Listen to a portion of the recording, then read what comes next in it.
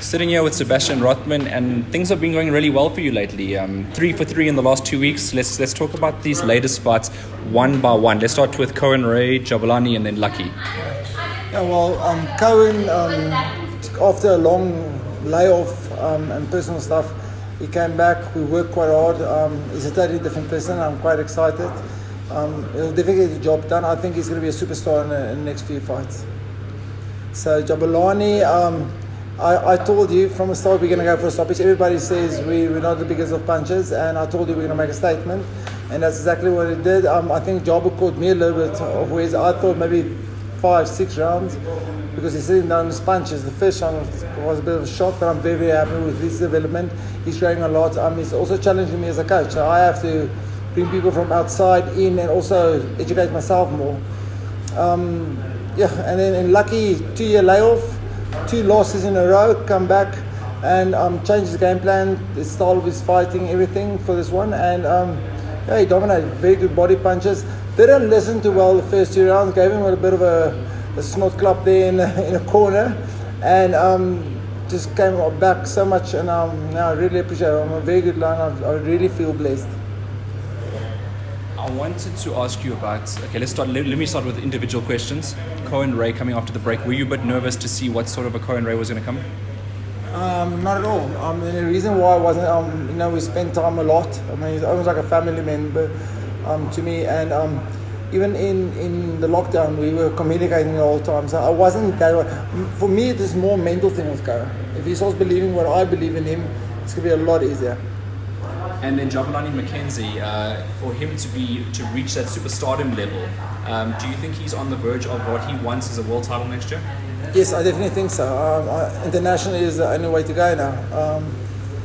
We're also down with the promoters. The Golden Gloves have their view and I have my view, and we'll probably come to an arrangement from here where to. Lucky started off a bit slow, as you said. You had to give him a bit of a treatment there. He was consistent the whole way through in terms of the gears that he was in, as opposed to his opponents who seemed to have slowed down. Lucky didn't seem to have slowed down. Was that also in the game plan? Yes, correct. And I think he can even go harder. After the fight, he wasn't tired at all. With the work rate he had, I do think if he sits down a bit more on his body punches and gets his head position right, I think he's going to be a force in the junior lightweight division. I was just chatting to your assistant trainer, Vincent Halliday, as well, and you guys would have spent time in the bubble at Emperor's Palace and I think here at Ramberg as well. How was that time spent together with everybody, not just Vince, but everybody?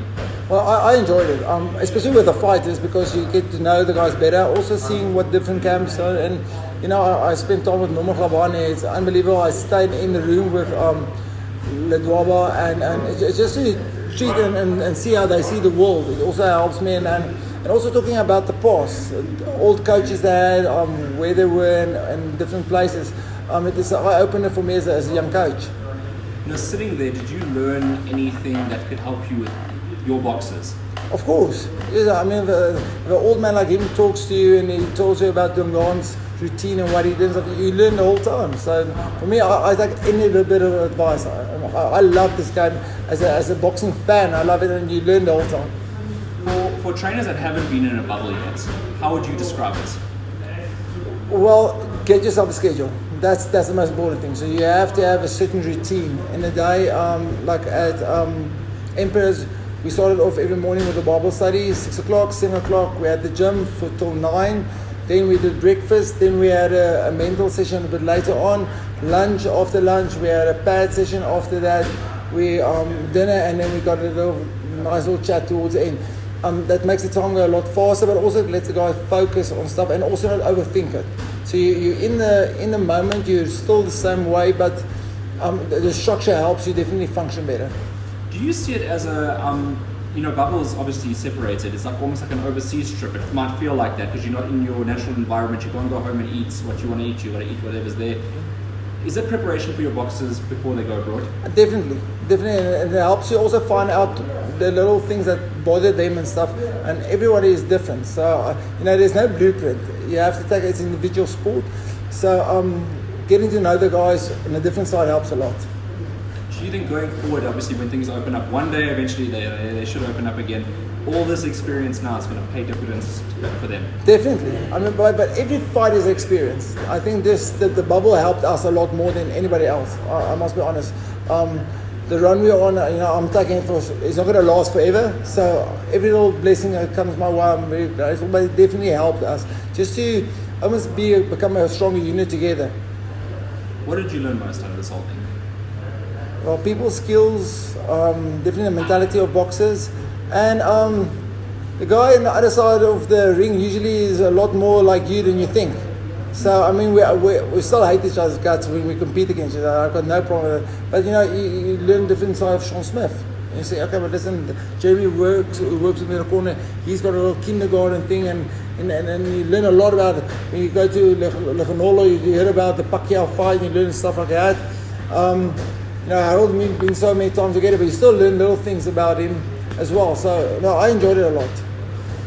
So now I want to speak about the fighters that haven't featured this year. We're talking about Linas, Talent Beloy, all those sort of guys. Do you see them featuring this year? Or? I'm definitely going to try to. We first have to see what the schedule is like at BSA. We're going to find out what tournaments are available and what fights are available.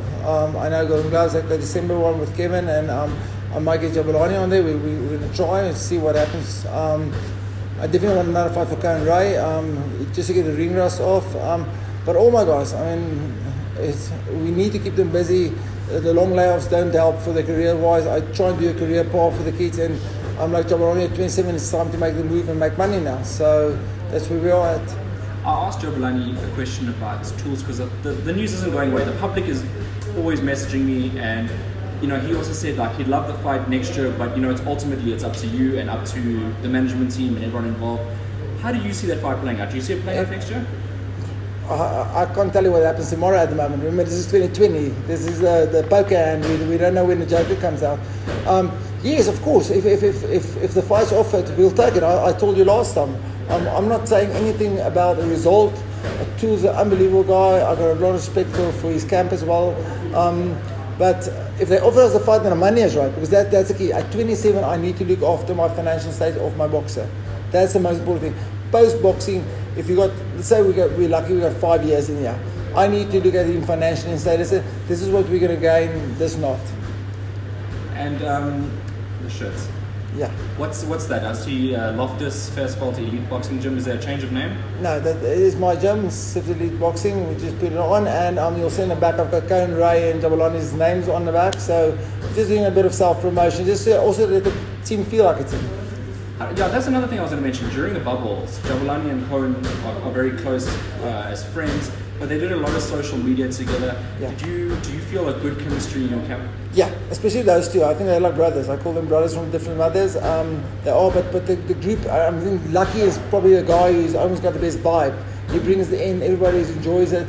Linas and Jabulani, they stay together, they're 24/7 together.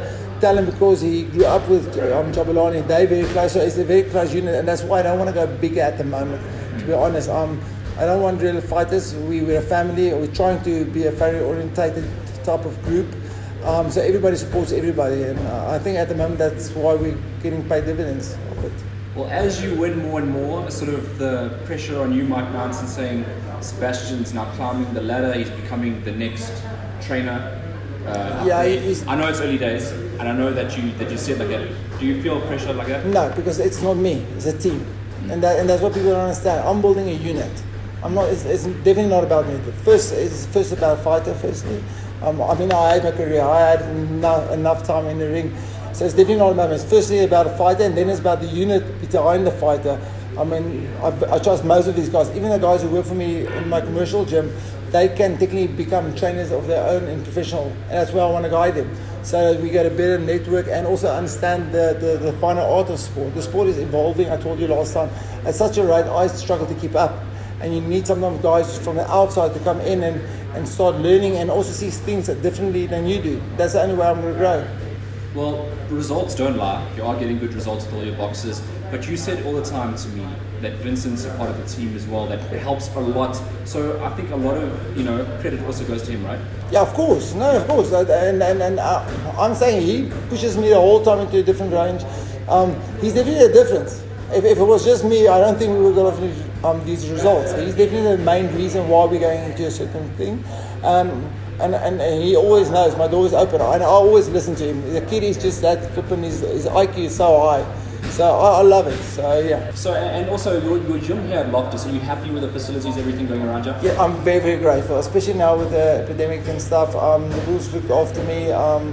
Mr. Rothmann is unbelievable, the CEO here, and I'm getting some of the guys, the players to train here as well. And now I'm really blessed and I'm very grateful. I want to thank the Bulls for helping me get my guys into shape and a place to train. I will never have a facility in a location like this again. And then lastly from you, do you have a shout out for people out there? Now, everybody's supporting us. Thank you so much to the promoters, the people behind the scenes, to you. Thanks so much, and I hope we get the results that you guys are hoping for us. And let's see what happens in the next year.